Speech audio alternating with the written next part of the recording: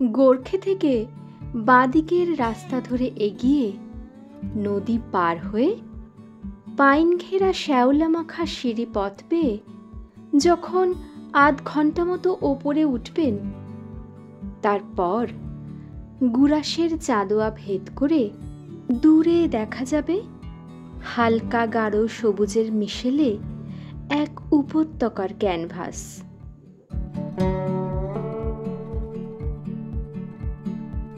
এরই নাম সামানদেন।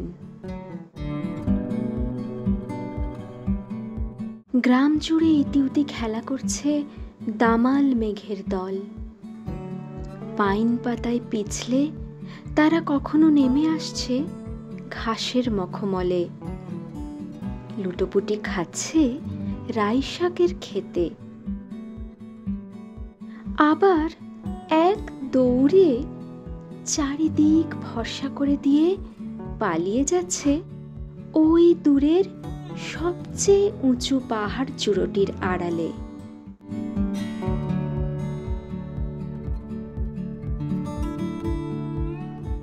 নীরব নির্জন পাহাড় জঙ্গলের কোলে সযত্নে লুকানো এই গ্রামকে ট্রেকাররা বলে থাকেন সাইলেন্ট ভ্যালি।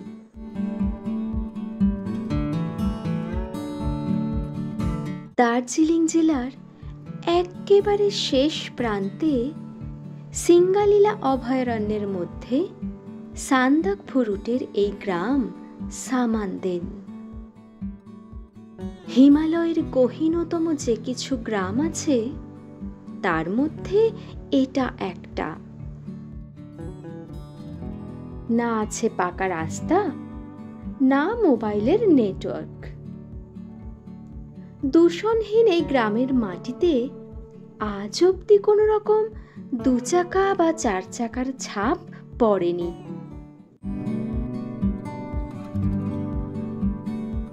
যোগাযোগের মাধ্যম বলতে গভীর জঙ্গলের বুক চিরে পায়ে হাঁটা 2টি পথ। একটি গেছে গোর্খে হয়ে সিকিমের ভারেং, আর একটি গেছে দার্জিলিংয়ের রামমাম।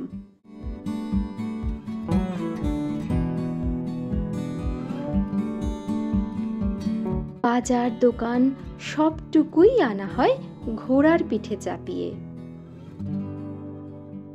তাই এখানে সবার বাড়িতেই 1-2 করে ঘোড়া আছে। সবচেয়ে কাছের বাজার বলতে ওই রিম্বিক।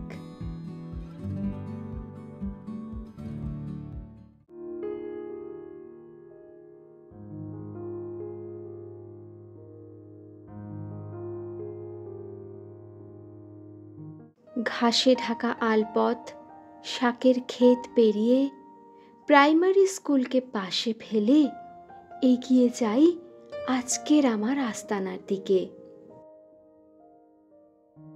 সংডেলস হোমস্টের সামনে এসে আজকের ট্রেক সম্পূর্ণ হয়।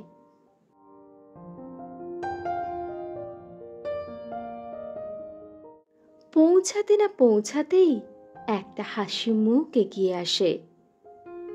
হোমস্টে ওনারের ভাই মিলন, যার নামেই এই বাড়ির আর এক নামকরণ মিলন হোমস্টে।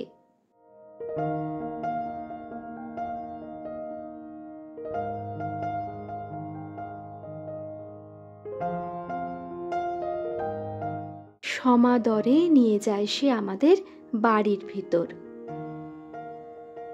পথের ক্লান্তি কেটে যায় গরম চায় চুমুক দিয়ে। এই হোমস্টের নিচের তলায় 4টে ঘর, সবগুলোই 3 জন করে শোবার মতো।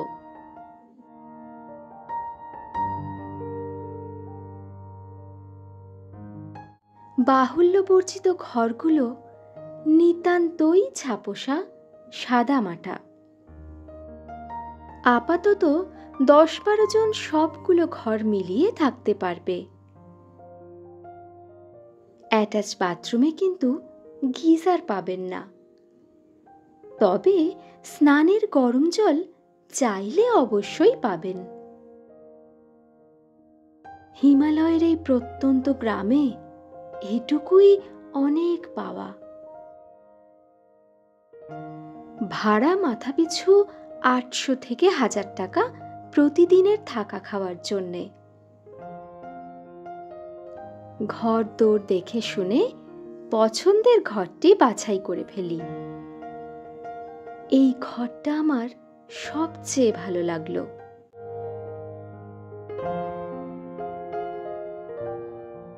জানালা দিয়ে বাইরের সবুজ, কমলা, নীল, গোলাপি রঙগুলো ঢুকে পড়ছে অবিরত। নকশি পর্দা আর কাঁচের ওপারে বাইরের উদাত্ত স্বর্গ।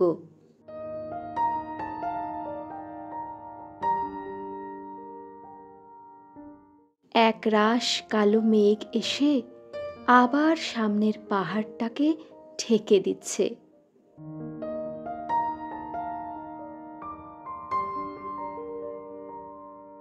ওদিকে রান্নাঘরে আমাদের দুপুরের আহারাদি তৈরি হবার গন্ধ ভেসে আসে।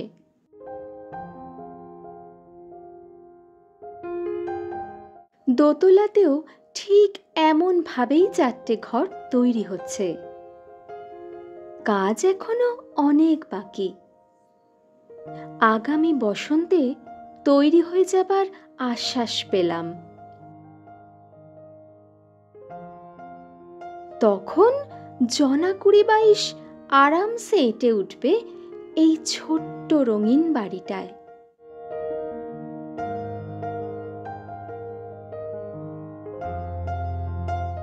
আমি ভেবেছিলাম যে এখানে এসে ওপরের রুমগুলোতেই থাকবো, কিন্তু ওপরের রুমগুলো এখনো রেডি হয়নি, তাই আমাদের নিচেই থাকতে দিয়েছে।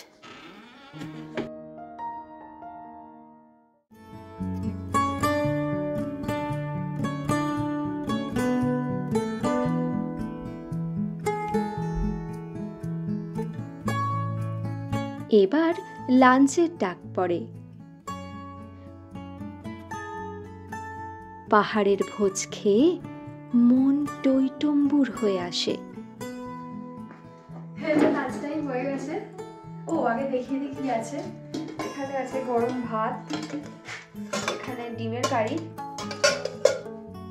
ডাল আর বিনসের তরকারি, নুন, পাঁপড় ভাজা, আর এখানে আছে ঝাল ঝাল আচার।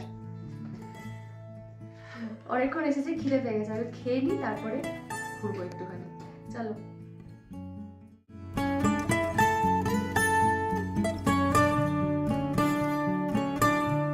লাঞ্চ শেষে বিকেল হতে তখনও বেশ দেরি। দূরে দেখতে পাই একদল পাহাড়ি মেয়ে সামানদেন ঘুরতে এসে বনভোজন সারছে।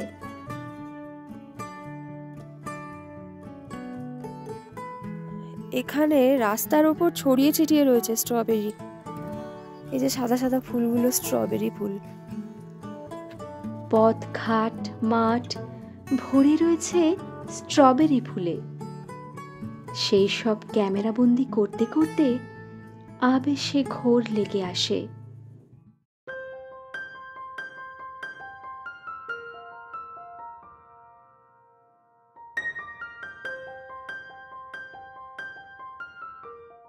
উঠে যাই সরু মেঠো আল পথ ধরে ওপরের দিকে। আমার দুপাশে সবুজ উপত্যকার ঢেউ, আর তার ধাপে ধাপে ছড়িয়ে ছিটিয়ে গুটি কয়েক ঘরবাড়ি।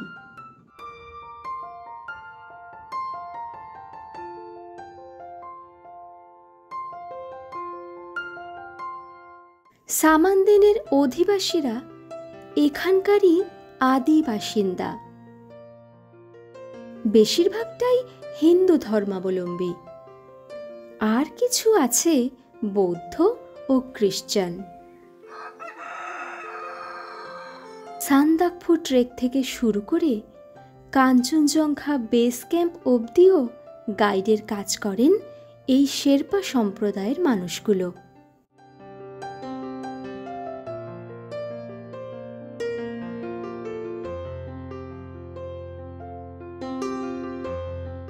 বিকেল নামছে সামানদেনের পাহাড় ঘেঁষে।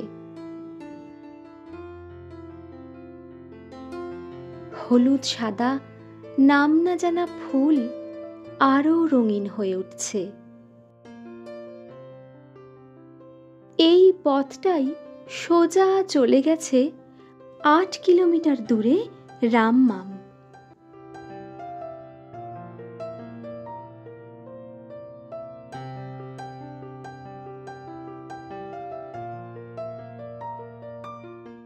শাকের ক্ষেত জুড়ে মায়ার জাল বোনা চলছে, এক অদ্ভুত বুনো গন্ধ যা পাহাড়েই মেলে।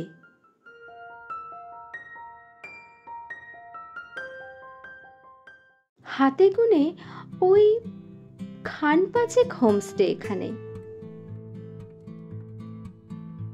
ওই গাঢ় নীল সবুজ কটেজটা বাঞ্জারা হোমস নয়নৈতিক হোমস্টে। হোমস্টে কর্তা নিজের ক্ষেতে আগাছা সাফাইয়ে ব্যস্ত।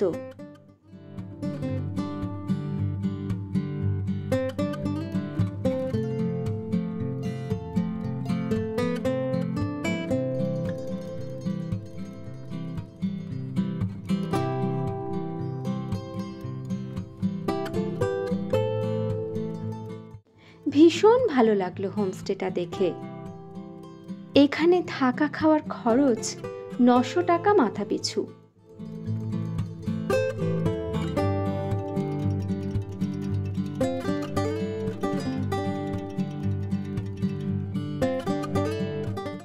ভিডিও পজ করে কার্ডে দেওয়া নম্বরগুলিতে ফোন করে যোগাযোগ করে নিতে পারেন।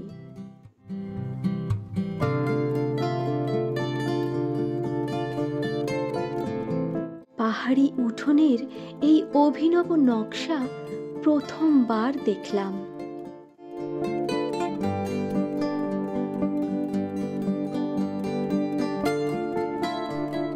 এই 3 খুদে তারপর থেকে গোটা বিকেলটা আমার সাথে ছিল।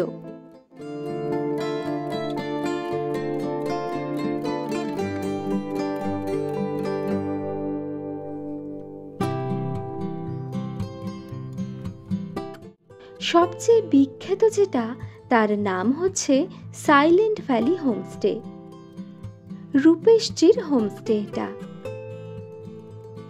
এখানেই বেশিরভাগ ট্রেকাররা আসেন।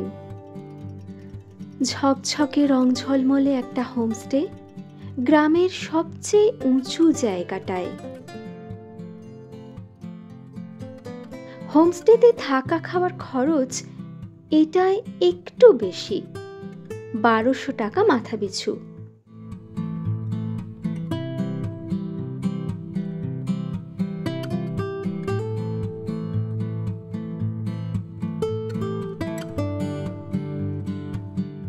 এখান থেকে পুরো উপত্যকার ছবি ফুটে ওঠে।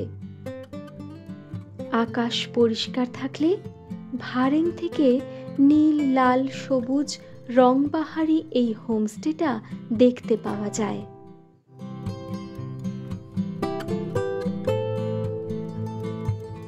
এটা বসতবাড়ি রূপেশজির। সামনেই এই খোলা সবুজ মাঠটায় ক্যাম্প খাটিয়ে থাকার ব্যবস্থা করে দেওয়া হয়।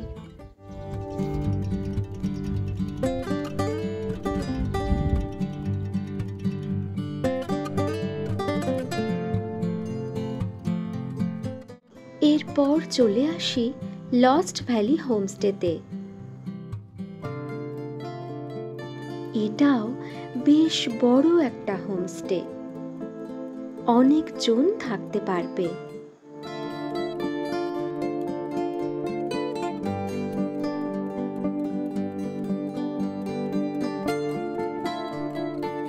আর এখান থেকে সামনের ভ্যালি ভিউটাও মন্দ না।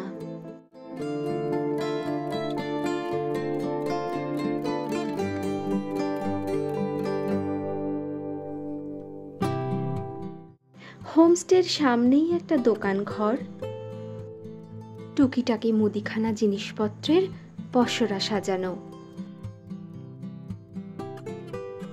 গোটা গ্রামের এই একটাই দোকান, তাই সবসময় ভিড়ে গমগম করে সন্ধে রাত অবধি। এখানে চা, ব্রেকফাস্ট, স্ন্যাক্স সবই পাওয়া যায়।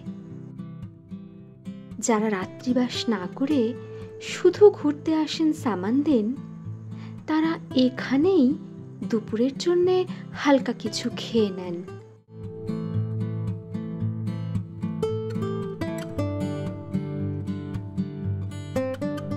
আমার হোমস্টে মানে সংডেলস পাইনের জঙ্গলের পাশে একলা দাঁড়িয়ে, নিস্তব্ধ কোলাহলহীন আবহে।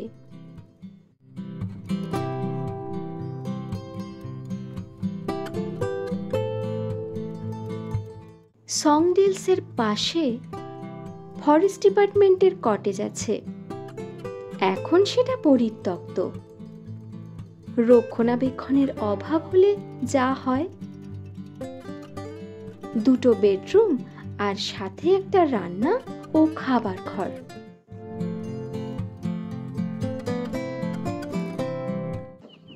এখন বাজে বিকেল 3:45 মতো, অথচ চারপাশটা যেন মনে হচ্ছে সন্ধে নেমে যাবে এক্ষুনি। মেঘাচ্ছন্ন হয়ে গেছে, অন্ধকারাচ্ছন্ন হয়ে গেছে, চারদিক থেকে মেঘ এসে ঘিরে ধরছে। মেঘ নামছে পাইন বনের মাথা ছুঁয়ে। হোমস্টের কিচেনে পড়শিদের বিকেলের আড্ডার কথোপকথন ভেসে আসে। পা বাড়াই ওদিকে।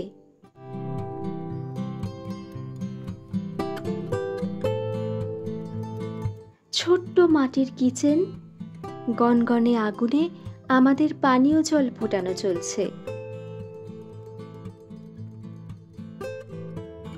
আমিও একটু আগুন পুড়িয়ে নিই আর মাথা মুন্ডহীন গল্প করি ওদের সাথে।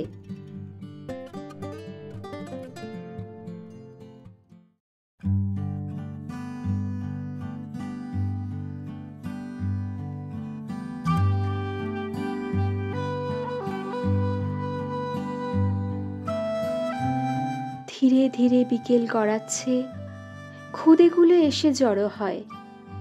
বসে পড়ি মাঠের ধারে।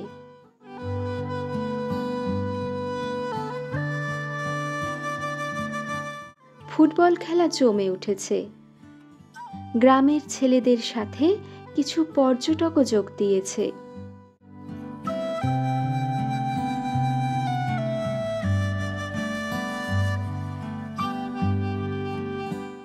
বাচ্চা মেয়েটি আমার ক্যামেরা দখল করে সবার ভিডিও তুলতে থাকে।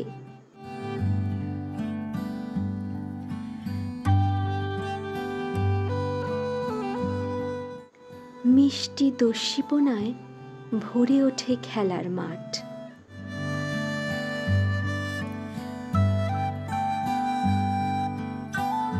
আমি বসে বসে উপভোগ করি এই দৃশ্য, ঠান্ডা হাওয়া গায়ে মাখতে মাখতে।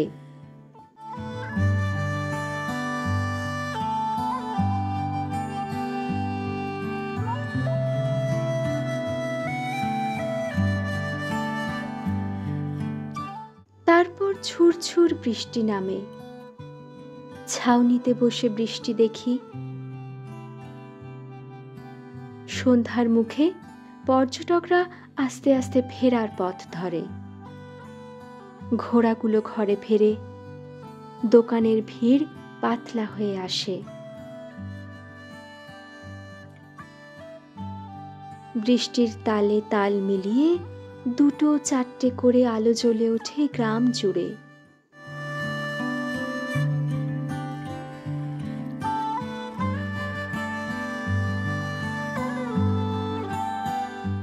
গুচ্ছের পকোড়া আর সাথে চা দিয়ে যায় ঘরে। খেতে খেতে রাত বাড়তে থাকে গল্পে আড্ডায়। তারপর করিডোরে পায়ের আওয়াজ আর দরজায় টোকা। Dinner ready. আজকে এত ঠান্ডা লাগছে যে আজকে আর ওখানে খেতে যাইনি, রুমেতেই খাবার আনিয়ে নিয়েছি, খাওয়া শুরুও করে দিয়েছি। তো দেখিয়ে দিচ্ছি কি কি দিয়েছে। এখানে একটা বাঁধাকপি দিয়ে, আবার ফুলকপি দিয়ে, বিনস দিয়ে, গাজর দিয়ে একটা তরকারি বানিয়েছে। এখানে দিয়েছে ডাল, প্রচুর ডাল দিয়েছে। আচ্ছা, এখানে রঙিন পাঁপড় ভাজা, এখানে স্যালাড, আর রয়েছে এখানে চিকেন। এখানে তো ভাত আছে, নিয়ে নিয়েছি। প্রচুর খাবার দিয়েছে, প্রচুর। রাত্রিবেলা তো খাবো কি করে বুঝতে পারছি না।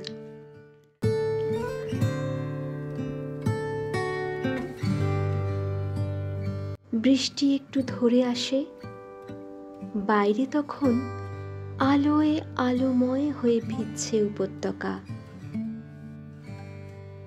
রাত বাড়ছে নিস্তব্ধ পায়ে।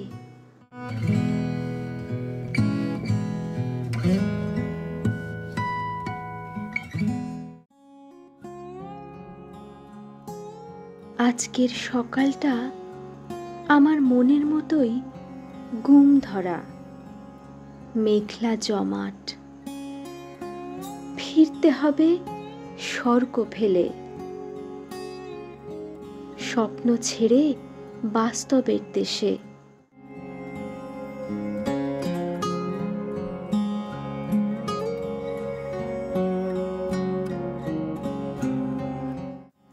গুড মর্নিং ফ্রম সামানদেন। এখন বাজে 6:45। উঠে পড়েছি অনেকক্ষণ, আর খাওয়া দাওয়া করে এখান থেকে বেরিয়ে যাব। সংডেলস হোমস্টের নিষ্পাপ আতিথেয়তা আর সুস্বাদু রান্না মনে থেকে যাবে আজীবন কাল।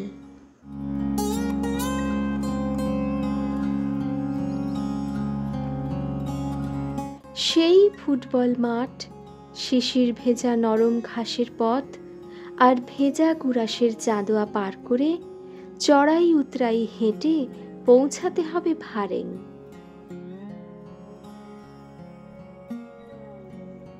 সামানদেন আসার সেরা সময় জানতে চাইলে বলতে পারি মার্চ থেকে মে মাসটা সবচেয়ে ভালো, কারণ এই সময় গুড়াসে ছেয়ে যায় জঙ্গল পাহাড়। জানুয়ারি ফেব্রুয়ারিতে বরফও পড়ে, চাইলে তখনও আসতে পারেন। হাতে সময় থাকলে ফেরাটা রাম্মাম রিম্বিক শ্রীখোলা হয়ে করতে পারেন। রাম্মাম সামানদেন থেকে 8 কিলোমিটার। চড়াই পথ, ট্রেক করে 7 থেকে 8 ঘন্টা সময় লাগবে। বিলাসবহুল থাকা খাওয়া যাদের কাছে একমাত্র অগ্রাধিকার নয়, যাদের ইচ্ছে হয় পাহাড়ে ছোটখাটো ট্রেক করতে, আদিম পাহাড়ি জনজীবনের সাথে একাত্ম হয়ে প্রকৃতির নিবিড় আলিঙ্গনে কাটাতে, তারা 2 দিন চোখ বুজে চলে আসুন এই রূপকথার রাজ্যে। মন ভর্তি করে ভালো লাগা আর ভালোবাসা নিয়ে যান ফিরতি পথে।